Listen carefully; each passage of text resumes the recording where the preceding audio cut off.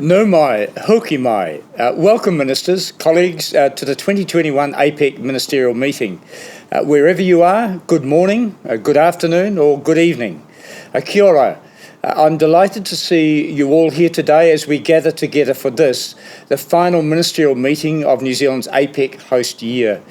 When we met at this time last year, I think we had all hoped that the pandemic and the challenges it brought with it would be a distant memory by now. Unfortunately, this is not the case. Colleagues, this is our last meeting for the year, and by the time we have finished our discussions, I hope we will have achieved 5 things. First, I want us to build on the work that we have done so far on the immediate response to COVID-19. We have made considerable progress on vaccines, supply chains, and essential goods and services. But we must continue our work, and we must strive for a stronger, more resilient region. This is only achievable if we maintain our momentum. Second, we must send a powerful message to the region and to the world ahead of the 12th WTO Ministerial Conference. APEC has a long tradition of support for the WTO and the multilateral trading system. We are facing the biggest economic shock in 75 years. We know that trade will be a strong driver in our recovery. We absolutely cannot afford to turn our attention away from an institution that has underpinned APEC's work since its inception. Third, and relatedly, we must reaffirm the importance we place on openness, on regional economic integration. Now is not the time to turn inward or away from each other.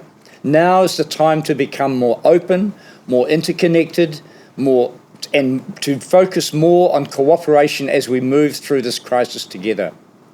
Fourth, I want us to focus on sustainability.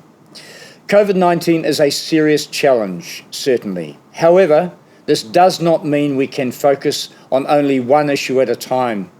With our colleagues about to begin their discussions at the 26th United Nations Climate Change Conference, APEC must send a clear message that it recognises climate change and decarbonisation as increasingly urgent issues.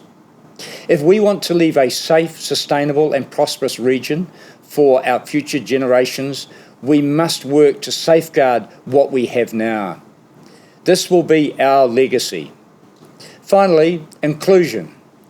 I think I speak for all of us when I say we do not want only some parts of our region to recover from this pandemic, nor only some of our people. Our recovery must leave no one behind, but this does not happen by accident.